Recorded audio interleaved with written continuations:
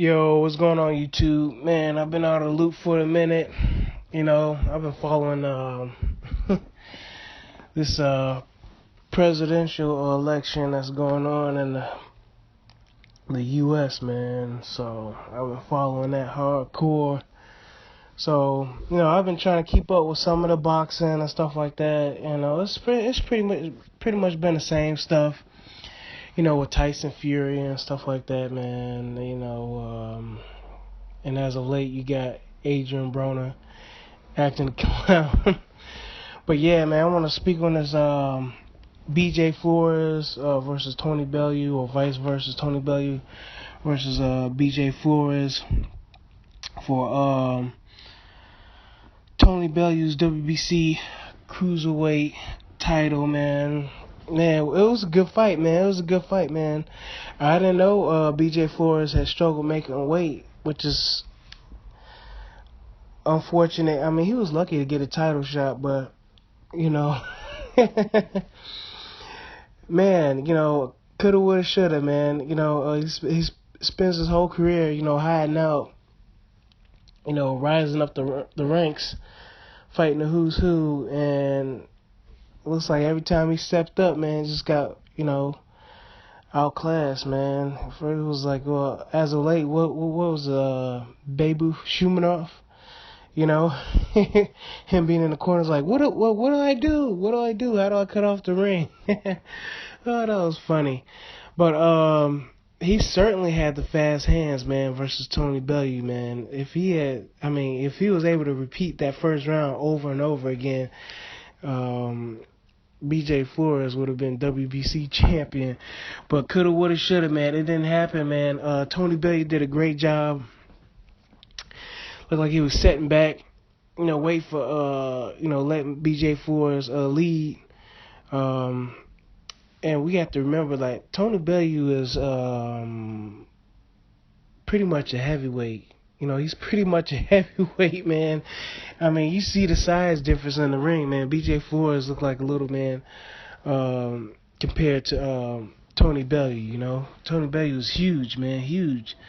Didn't look like he was in shape at all, but, I mean, he's a big guy, man. I mean, the dude, I believe in the amateurs, was supposed to be a heavyweight or whatever like that. So, anyway, long story short, did a good job sitting back, letting BJ Flores come to him. He didn't exert himself too much. The only time he did was when he had, BJ Flores in trouble, and then what happened in the second round, man. He went low. BJ Flores, he looks to the ref for help, and Tony Bellew just jumped on him, man, which is great, man. That means he got that killer instinct. So he didn't even hesitate, man. He was just on him. And he kept throwing punches. Tony Bellew didn't even look to the ref. He was like, I got him hurt. I don't care. Let the ref sort it out after this dude gets knocked down. So, anyway, long story short, man, he stopped BJ Flores in the third. I think BJ Flores, he panicked, man. He panicked. Then he started trying to, go toe-to-toe with Tony Bellew. And that was a mistake, man, because he landed some clean shots on Tony Bellew, and Tony Bellew wasn't even phased. But when he stuck to his boxing, with the jab to the body and stuff like that, and he showed some lateral movement, he was good. But, man, he just wanted to trade for some reason, man. I don't know. I know he probably had, struggle making weight, but he should have gave himself, a round or two before he started asserting himself again. But he didn't, man. He didn't. So he goes back to commentating. But Tony Bellew, man, that post-fight, when he went up against, David Haye calling him out, that was some great stuff, man. Talk about, David Haye, he's like stealing the people's money, with his last two fights and stuff like that.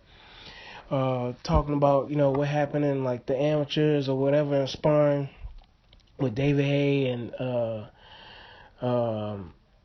with him, and David Price, talking about, they spanked him and sparring and stuff like that. That was some great stuff, man. That was some great stuff. It makes me want to see the fight, man. It makes me want to see the fight. David Haye, he kept us cool, man. He kept us cool. I mean, the YouTube clip I saw, man, of the fight. I mean, they got Tony Bellew's post fight reaction and stuff like that, but they didn't get David Haye. So, he did respond on iFilm London, yeah, TV, the YouTube channel. He said, man, hey, he has no problem fighting Tony Bellew. You know what I'm saying? He has no problem fighting him. Maybe on pay-per-view. And Tony Bellew said it right, man. And I don't think David Haye disputed Tony Bellew's claim that, hey, he's looking for big paydays. You know what I'm saying? That's what he's trying to do. He's trying to look for those big paydays. He said he wants to fight Shannon Briggs, but Shannon Briggs, he wants to be on pay-per-view. He's like, man, that ain't happening. You know what I'm saying? That's not happening. I don't know why, but Eddie Hearn, put on, I think, who was that, Nathan Cleverly versus Tony Bellew on pay-per-view. But I don't think the UK public was too happy about that, man. They weren't too happy about that. So, Tony Bellew versus David Haye, hey, why not, man? It's a UK big domestic matchup. I'm interested in watching it. I want to see it. It's a better matchup than BJ Flores. I don't even know why BJ Flores was in there. Now, you do got Pretty Boy, man. Pretty Boy, he wants his shot. I forgot this dude's name, man. It's Pretty Boy something, man. He's out of the rankings right now, so he's been out for a while. He got injured. That's why his WBC belt was up for grabs. And Makabu, I think it was Makabu and Tony Bellew fought for it. I think this guy named Gregory Doyage or something like that. I don't know this dude's name, man. But anyway, he goes by Pretty Boy, man. He's out of Russia. He's the former WBC cruiserweight champion. Yeah, it's been well over a year since he's fought. So I haven't seen him fight. I wouldn't mind seeing him, do something, man. I wouldn't mind seeing him do something, get a chance to get his belt back. I mean, he didn't lose it in the ring. But as of right now, man, Tony Bellew versus David Haye looks good, man. Looks good to me, man. Y'all let me know what y'all think, man. Y'all let me know what y'all think about that.